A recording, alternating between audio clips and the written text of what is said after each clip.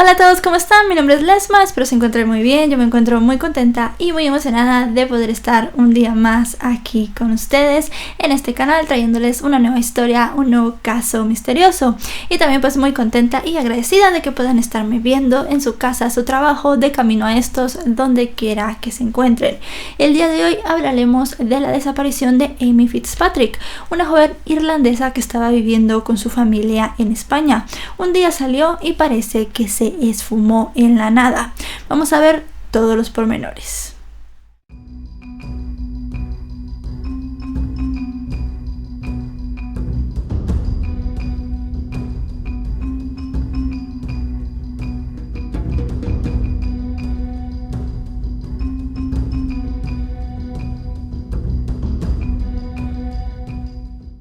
En Dublín, Irlanda, el día 17 de febrero de 1992 nace una pequeña niña a la cual sus padres nombran Amy.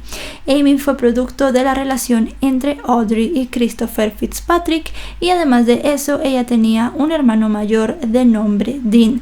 Lastimosamente, el matrimonio de los Fitzpatrick no funciona para nada y estos terminan separándose tiempo después de que Amy naciera. La mamá de Amy conoce a otro hombre y empiezan una relación de noviazgo. El nombre de este hombre es David Mahon, y unos meses después de haberse conocido le comunica a su pareja Audrey que tiene una oportunidad de negocios en Málaga, España, y desea que ella y sus hijos viajen con él para poder empezar a consolidar una vida juntos. Audrey no lo piensa dos veces, toma a sus dos hijos y deja todo lo que tenía en Irlanda.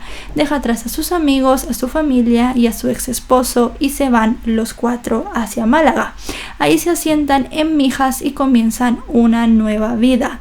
Amy siempre había dicho que no le gustaba vivir en España, y no era por nada específico en el país, más lo que ella añoraba era regresar a su ciudad natal, a su país natal, para poder estar con su padre, su familia y además de eso con sus amigos de toda la vida.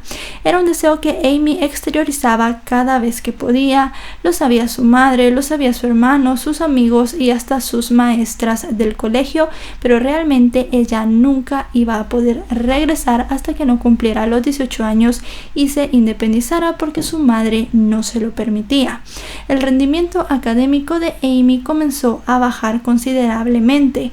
Empezó a dejar de ir a clases hasta que periódicamente dejó por completo el colegio, la secundaria, que era lo que estaba cursando, y se dedicó a vivir una vida bastante errante. Amy no le gustaba dormir en la casa familiar, ya que tenía muchísimos problemas con Dave y prefería pues evitar al hombre. Esto hacía que ella pidiera posada en casas de amigas, y además de eso se llegó a decir que hasta llegó a dormir en descampados. La tensión en la casa familiar era tanta que en las festividades Amy prefería pasarlo fuera que con su propia familia. Una de esas festividades era el Año Nuevo, y fue así como el día 31 de diciembre del año 2007 Amy pasa las fiestas con su amiga Ashley. Ashley vivía en una urbanización cercana a la de Amy llamada Calypso en Mijas, Málaga, y fue aquí que ella pasó el día 31 de diciembre cuidando al hermano pequeño de su amiga. Las dos adolescentes al día siguiente, el día 1 de enero del año 2018, salieron a pasear todo el día. Fueron a un zoológico y luego de eso fueron a comer. La madre de Ashley las acompañó durante todo el trayecto. Aproximadamente a las 10 menos cuarto de la noche, ellas regresan a la casa de Ashley y Amy decide que es tiempo de volver a la suya. Sale de la casa de su amiga, pero Ashley y su madre no saben que iban a ser las últimas personas que vieran con vida a Amy. Y es que Amy jamás llegó a su casa. El día 3 de enero del año 2018, la madre y el padrastro de Amy denuncian la desaparición del adolescente. Dijeron que habían esperado 2 días para hacerlo porque era común que Amy se fuera de la casa y no regresara hasta muchísimo después. Así que cuando ella no regresó la noche del 1 de enero, nadie se alarmó. Cuando no llegó el día 2, tampoco, y ya fue el día 3 cuando no se pudieron comunicar con ella y cuando vieron que ninguna de sus amigas sabía dónde estaba, que fueron a la policía para poner la denuncia. En el momento en el que se presenta la denuncia, la policía española comienza a trabajar y la policía irlandesa también se le une. La policía irlandesa llegó a considerar en cierto momento que Amy había escapado por cuenta propia, algo a lo que la policía española se llegó a oponer un poco, pero de cualquier forma siguieron esa línea de investigación. El problema era que Amy no se había llevado sus documentos y tampoco tenía dinero para poder marcharse. El único lugar en el que ella quería estar, que todo el mundo sabía, era Irlanda. Y para volver a Irlanda, obviamente ella necesitaba documentos y dinero, cosa que no tenía. Se empezó a seguir la línea de la desaparición voluntaria porque un automóvil Ford Focus color blanco de un vecino desapareció. El automóvil tenía una matrícula inglesa y se llegó a saber que Amy lo utilizaba a pesar de que no tenía licencia de conducir. La gente comenzó a decir que ella accedía al automóvil a través de un destornillador y se metió una alerta para cualquiera que pudiera ver el automóvil blanco, pero realmente esta pista no llevó a nada. Así que la policía empezó a tomar otras líneas de la investigación, como lo eran el secuestro y la desaparición forzada. Un secuestro también era imposible, ya que habían pasado varios días y nadie había llamado a la casa de Amy, a los padres de Amy, a la policía, a los amigos de Amy o a cualquier persona que la conociera para poder pedir un rescate. Los días comenzaban a pasar y se empieza a creer que a Amy le han hecho algo y que seguramente su vida se encuentra en peligro. El día 10 de enero de ese año 2008, 250 agentes penan una zona de alrededor de 6 kilómetros del punto donde Amy fue vista por última vez. Además de los 250 agentes, se contaba con un helicóptero y 2 perros de búsqueda, los cuales comenzaron a rastrear toda el área para ver si había al menos una pista que pudiera dar con el paradero de la joven, que en ese momento tenía 15 años. Lastimosamente nada funcionó y no se encontró nada de Amy en esas búsquedas. Y mientras se trataba de localizar las pistas que pudieran dar con el paradero de Amy, también se comenzó a investigar su entorno cercano.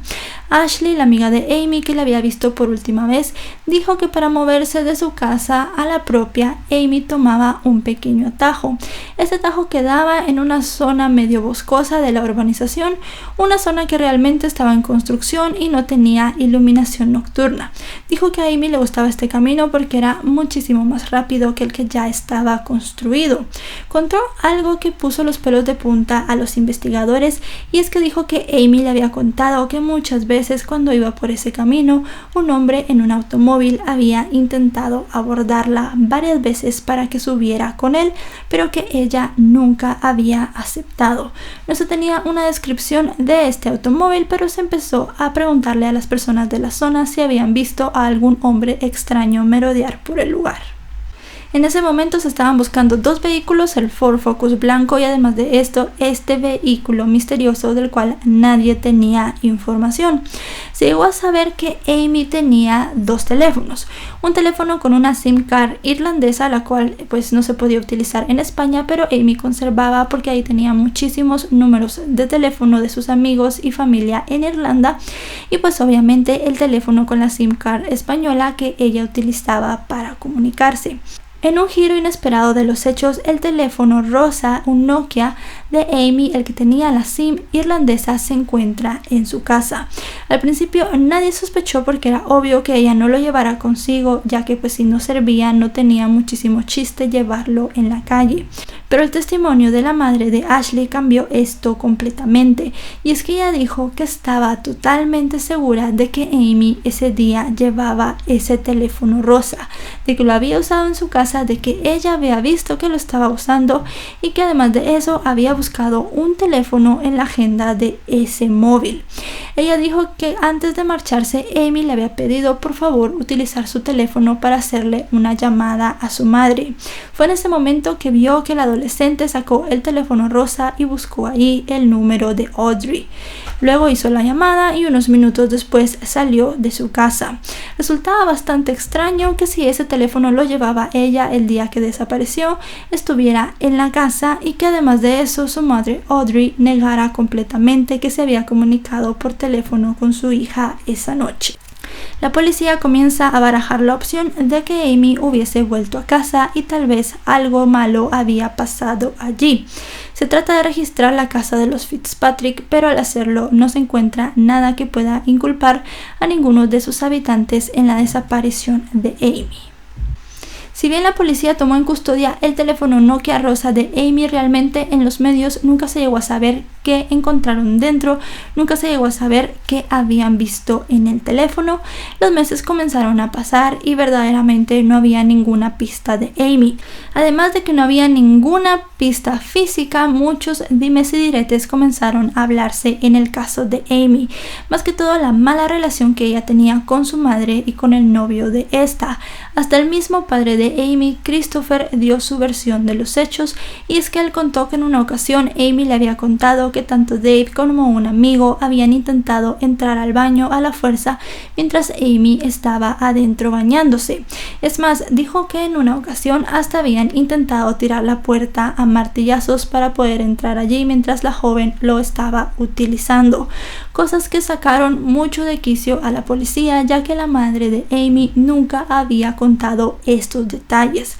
También se empezó a leer el diario de Amy y en este se notaba que la joven estaba muy triste por la vida que estaba viviendo.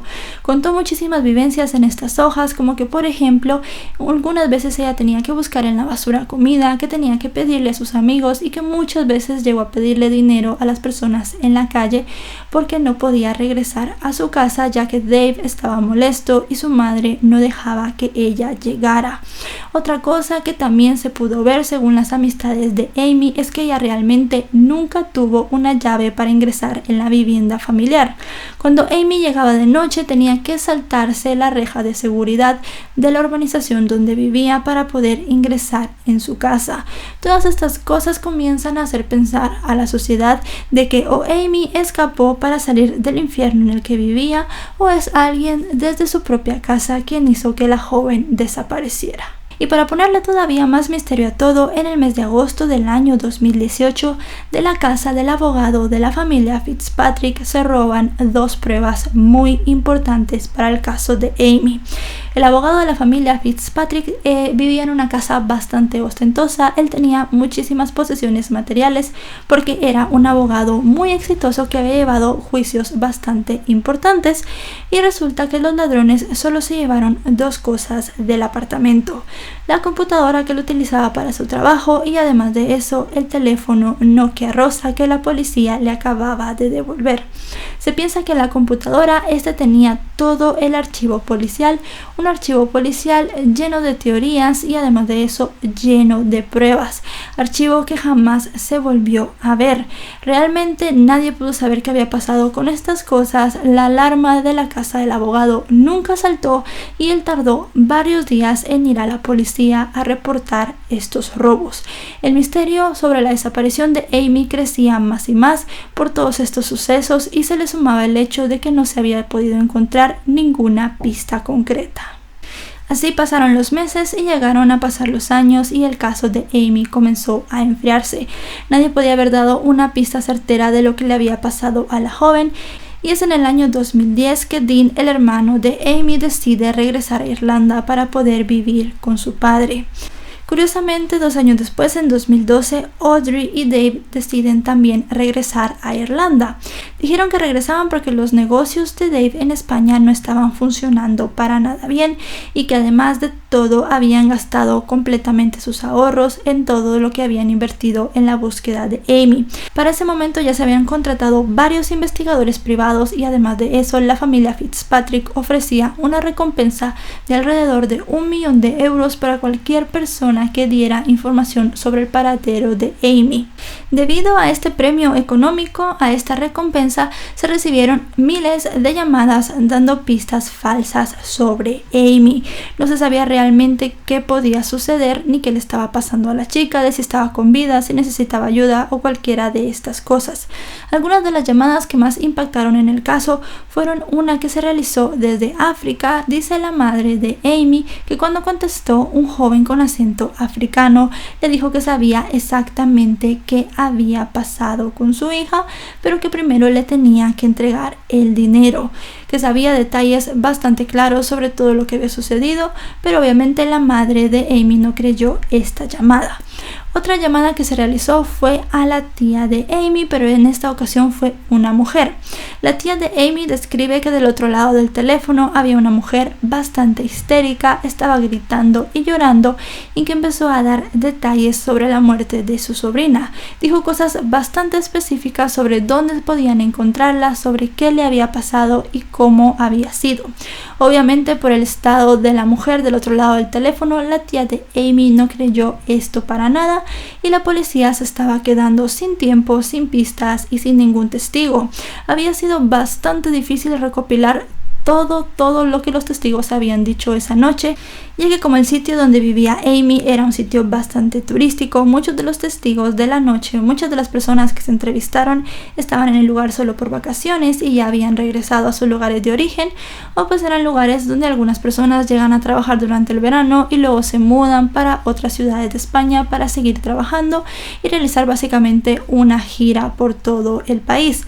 Había sido muy complicado el conseguir pruebas y además de eso testimonios. La policía irlandesa y la policía española, además de todo, no se estaban llevando nada bien, no estaban trabajando en equipo y ellos mismos aceptaron que la investigación estaba siendo un completo caos. A pesar del desastre de investigación, la madre de Amy dice que todavía esperaba que su hija estuviera bien. La madre y el padrastro de Amy contratan un investigador privado. Este investigador privado llegó a la conclusión que Amy seguramente había sido asesinada por un mafioso irlandés y le comunicaron esto a la policía. La madre de Amy, Audrey, dijo que creía que esta información era bastante veraz, pero cuando la policía comprobó el pasaporte de este hombre se dieron cuenta de que él nunca había entrado al territorio español en las fechas en las que Amy había desaparecido, así que esto se descartó completamente. Realmente todo el trabajo del último investigador privado que la familia había contratado prácticamente se desechó, ya que la policía no encontró que hubiera ninguna prueba veraz en todo esto. Mientras se seguía buscando a Amy, se volvió a nublar la vida de la familia Fitzpatrick con otro lamentable suceso. Y es que el día 30 de mayo del año 2013, el hermano de Amy, Dean, fue asesinado fuera de la casa de su madre y su padrastro. El joven yacía con varias puñaladas en su cuerpo y fueron los vecinos quienes tuvieron que llamar al servicio de emergencias. Cuando llegaron los bomberos, el joven todavía estaba vivo y lograron trasladarlo al hospital, pero lastimosamente unos días después falleció. Por este crimen se arresta de primera mano a un hombre que luego de unos días de interrogatorio y de comprobar sus coartadas sale libre porque no se le pudo ligar para nada al crimen. 2 días después de haber soltado al primer sospechoso, un segundo sospechoso es capturado. Resultaba ser nada más y nada menos que Dave, el padrastro de los chicos. Dave tenía una explicación bastante extraña para todo lo que había pasado ese día. Primero llega a decir que unos días antes Dean y él habían discutido en el gimnasio por una botella de agua. Si bien Dean y Dave no se llevaban para nada bien, el gimnasio era algo que los dos disfrutaban y se habían inscrito en el mismo gimnasio aprovechando una oferta. Dijo que en esos días ellos habían peleado, que Dean había estado bastante a la defensiva con él y que luego de eso no habían vuelto a hablar, luego del incidente del gimnasio. Pasaron los días y Dean se presenta en la casa de Dave y Audrey para discutir. En cierto punto, Dave dice que Dean tenía en su bolsillo un cuchillo con el cual lo amenazó. Cuenta que forcejean hasta la salida de la casa, él le quita el cuchillo y se queda con el cuchillo apuntando directamente hacia Dean, directamente más o menos a la altura del estómago. En ese momento que están fuera y que tiene el cuchillo en esa posición, dice que Dean corre hacia él. Prácticamente quiso decir que el mismo Dean se había apuñalado. Dice que en ese momento no sabe qué hacer y regresa corriendo a la casa. Una cámara de seguridad captó el momento en el que Dave corrió hacia la casa y vio que su hijastro estaba tirado en el suelo. Pero los amigos de Dave tienen una historia bastante diferente que contar. Si bien dicen que Dean llegó muy molesto a la casa de Audrey y Dave, la historia que cuentan sobre el cuchillo era completamente diferente. En primera dicen que Dean nunca llevó un arma a esa casa. Comenzó a discutir con Dave y su madre y lo que hicieron los amigos de Dave fue que lo echaron de la casa. Dave vino y en lugar de quedarse dentro de casa tranquilo con sus amigos, dicen que salió corriendo detrás de Dean diciendo que tenía que hablar con él. Unos minutos después, Dave regresó a la casa ensangrentado diciéndole a sus amigos que se tenían que ir. Se provoca un juicio bastante grande por este incidente y no se puede realmente comprobar la versión ni de Dave ni de sus amigos. Mucha gente en el jurado cree que fue Dean quien corrió hacia el cuchillo y muchos otros creen que fue Dave quien lo apuñaló, así que por lo único que se le condena al hombre es por haberlo acuchillado, pero realmente no se le condena por asesinato o por algún delito más grave. A Dave le dan 7 años de prisión. Sorpresivamente, se creía que Audrey, la madre de Amy y de Dean, se separaría de este hombre, pero se casan solamente unos meses después de que él ingresara a prisión. Christopher Fitzpatrick, el padre de los chicos, dio varias declaraciones en algunos medios irlandeses y también a la policía, donde dijo que su hijo Dean, unos días antes de morir, le había dicho que tenía nueva información sobre Amy, que tenía nueva información sobre el caso y que en los próximos días se lo iba a comunicar a la policía. A todo el mundo le pareció una coincidencia bastante extraña que justamente cuando Dean dijo que iba a hablar con la policía, apareciera acuchillado por accidente por su padrastro. Parecía que todos los reflectores se movían hacia Dave. Otra cosa que dijeron los amigos de Dave era que en la pelea en el apartamento habían visto que había varias fotos de Amy tiradas por todo el suelo en el momento en el que trataron de sacar a Dean del lugar, cosa que nunca se llegó a corroborar al 100%. Realmente de Amy no se ha vuelto a saber nada, no hay ninguna prueba que realmente diga dónde ha estado la chica, dónde está, qué pasó esa noche y todo es meramente circunstancial. Hay varias teorías en el caso. Obviamente mucha gente cree que ella se fue por su cuenta propia, cosa que es bastante extraña ya que ella lo que quería era regresar a Irlanda. No hubiera tenido mucho chiste el hecho de quedarse en España escondida de su familia cuando lo que ella añoraba era volver a su país natal. La otra teoría es que el hombre del automóvil que la esperaba siempre en el lugar que ella tomaba como atajo se la había llevado, la había vendido a alguna red de trata o la había violado y la había matado en algún lugar, pero el automóvil tampoco nunca se llegó a identificar. Y la teoría que tiene más popularidad es que Dave fue quien la mató. Creen que esa noche Amy llegó a casa, por eso el celular estaba allí, discutió con Dave como era costumbre y él no se pudo controlar y ya sea que la golpeara, la tirara de alguna parte o forcejearan y algo saliera mal. En el intento, muchas personas creen que fue Dave quien le quitó la vida a Amy y que Audrey lo está encubriendo. En los últimos años, Audrey ha intentado que a Amy se la declare muerta, ya que dice que quiere cerrar un ciclo y quiere enterrar pues las cosas de Amy al lado de su otro hijo Dean. El padre de Amy y su tía siguen tratando de buscar pistas para dar con el paradero de la joven o para al menos saber qué le pasó. Parece que ese 1 de enero del año 2018 a Amy Fitzpatrick se la tragó la tierra, ya que no se ha encontrado ninguna prueba veraz que diga que pudo haberle pasado. Y bueno, chicos y chicas, hasta aquí el video de hoy. El caso de Amy es muy triste ya que no hay muchas pruebas de lo que pudo pasar. Hay muchas teorías que en algunas partes se sustentan y en algunas otras partes no. Yo personalmente creo en la teoría de Dave. Creo que realmente Amy llegó a su casa, por eso estaba el teléfono ahí. Y pues que las cosas se salieron de control y seguramente pues él terminó con su vida. Para mí la teoría de que ella huyó pues sí es la más alocada. No tenía dinero, no tenía documentos, no tenía nada Y pues la teoría de la persona que la esperaba en el descampado nunca se llegó a corroborar quién era, nunca se llegó a saber de quién era el automóvil, ya que Amy nunca le había dicho a su amiga Ashley muchas cosas de este hombre, solamente se lo había hecho como un comentario así a lo lejos. Díganme ustedes qué opinan, quién creen y qué creen que le pasó a esta jovencita. Esperemos que este caso pronto se cierre y que al menos el padre y la tía de Amy puedan tener un final en todo esto. Mi nombre es Lesma, se los vuelvo a repetir. Se pueden suscribir por aquí abajo, actualizamos 3 o 4 veces a la semana. Si este video les ha gustado, recuerden dejarle un me gusta y comentar algo en la caja de los comentarios. Mi segundo canal y mis redes sociales en la descripción de este video. Nos vemos hasta otro caso. Adiós.